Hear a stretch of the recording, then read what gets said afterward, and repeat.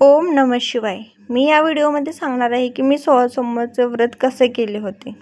मी 3 वर्ष 16 सोमवारचे व्रत केले आणि तिसऱ्या वर्षी मी 16 सोमवारच्या व्रताचे उद्यापन केले। 1 ते 16 याप्रमाणे आपल्याला 16 सोमवारचे व्रत करावे लागतात। 17व्या सोमवारी आपल्याला उद्यापन करावे लागते। आपण 2 वर्षांना एकदम सिंपल प्रकारे उद्यापन करायचे आणि तिसऱ्या वर्षी ना मोठे उद्यापन करावे म्हणजे 16 जोड्या जेवायला घालावे लागतात। त्या उद्यापनाचा व्हिडिओ आपण नंतर बघूयात। आज 16 सोमवारचे व्रत कसे करायचे, त्याचा नियम, त्याच्या अटी काय काय आहेत ते या व्हिडिओमध्ये मी आज तुम्हाला सांगणार आहे। तर पूजेसाठी आपल्याला इथे एक पाट घ्यायचा आहे, त्याच्यावरती पांढरे वस्त्र टाकायचे आहेत, पाटाभोवती रांगोळी काढायची आहे। आता 16 सोमवारचे व्रत ना कोणीही करू शकतो, महिला असो, पुरुष असो, कुमारिका असो, 16 सोमवारचे व्रत हे कोणीही करू शकतं। आता ज्यावेळेस ना आपल्याला मासिक पाळी येते तो आपल्याला सोमवार धरायचा नसतो। ज्या दिवशी आपल्याला मासिक पाळी येते त्या दिवशी फक्त आपल्याला चहा आणि पाणी यावरतीच तो सोमवार पूर्ण करायचा आणि संध्याकाळी 8 वाजता जेवण करायचं। म्हणजे दररोजच्या वेळेस दिवे लागल्यानंतर आपल्याला जेवण करायचं। आणि ज्यावेळेस आपण 1 ते 16 सोमवार धरतो त्यावेळेस ना आपल्या असतो। आता तर त्याचे 3 वाटे कसे करायचे ते मी तुम्हाला दाखवते। पण आता इथे माझ्याजवळ ना खडीसाखर अवेलेबल नव्हती, त्यामुळे मी तुम्हाला साखरेचे 3 भाग करून दाखवते। हा एक भाग जो आपल्याला पांढऱ्या गाईला द्यायचा, हा दुसरा भाग जो आपल्या घरातल्यांना द्यायचा आणि जो शेवटचा भाग आहे तो आपण खायचा असतो। पांढऱ्या गाईला संध्याकाळी दिवे लागल्यानंतर चपातीमध्ये तो खडीसाखरेचा भाग खाऊ घालायचा, पर्यंत आपल्याला काहीही खायचं नाही। त्यानंतर 12 वाजता आपल्याला वाटलंच तर जेवण करायचं किंवा 1 ग्लास लस्सी घ्यायची आणि ती प्यायची। आता इथं आपण पूजेची तयारी करू। आपल्याला पाटाभोवती रांगोळी काढून घ्यायची। 16 सोमवारच्या पूजेसाठी आपल्याला ना 108 बेलपत्र हवेतच पाहिजेतच आपल्याला 108 बेलपत्र, पण आता माझ्याकडे अवेलेबल नाही। तर तुम्ही ज्यावेळेस पूजा करता ना त्यावेळेस 108 बेलपत्र तुमच्याकडे असायलाच हवे।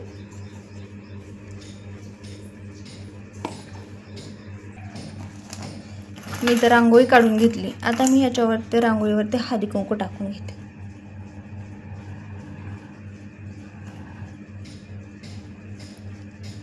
आता पूजेची मांडणी करण्यासाठी आपल्याला इथे वाळू लागणार आहे। आता ही वाळू ना पाण्याने ओली करून घ्यायची। ह्याच्यापासून आपल्याला पिंड, पार्वती आणि सूर्य काढायचा आहे। तुमच्याकडे छोटा चौरंग नसेल तर तुम्ही मोठ्या चौरंगावरती काढून घ्या। आता आपल्याला पार्वती काढायची।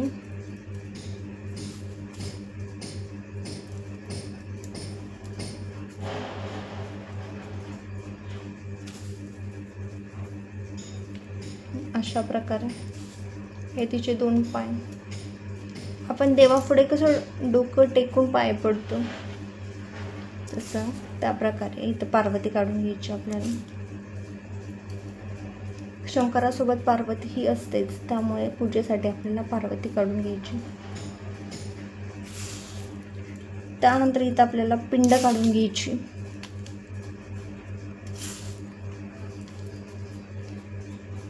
आणि जे आपण हे काढणार आहे ना हे दुसऱ्या दिवशी आपल्याला विहिरीमध्ये किंवा पाण्यामध्ये विसर्जन करायचं। ही पूजा आपल्याला विहिरीमध्ये किंवा पाण्यामध्ये विसर्जन करायची, किंवा आपल्या शेतामध्ये सुद्धा आपण ही विसर्जन करू शकतो। अशा प्रकारे पिंड काढली आणि त्यानंतर इथे आपल्याला सूर्य काढून घ्यायचा आहे।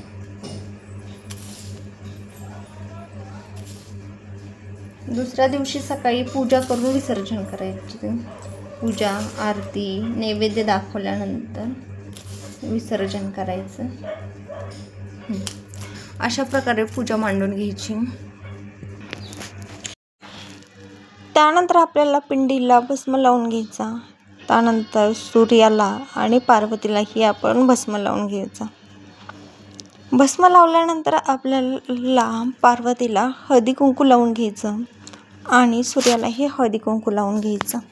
पिंडीला हळदी कुंकू लावायचं नाही, कारण पिंडीला हळदी कुंकू लावत नाही, म्हणून आपल्याला इथं पिंडीला हळदी कुंकू लावायचं नाही.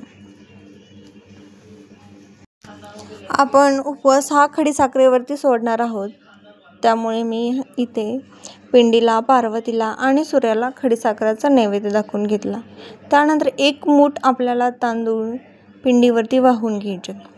या दिवशी आपल्याला फक्त तुपाचीच वात लावायची, तेलाची वात लावायची नाही.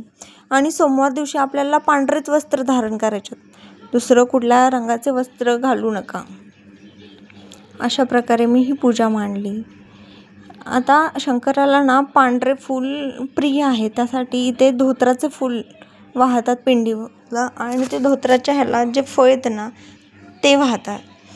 त्यानंतर आपल्या घरात जी फळे अवेलेबल आहेत ती फळे आपण इथं पूजेसाठी मांडून घ्यायची. अशा प्रकारे आपल्याला पूजा मांडून घ्यायची. व्हिडिओ कसा वाटला मला नक्की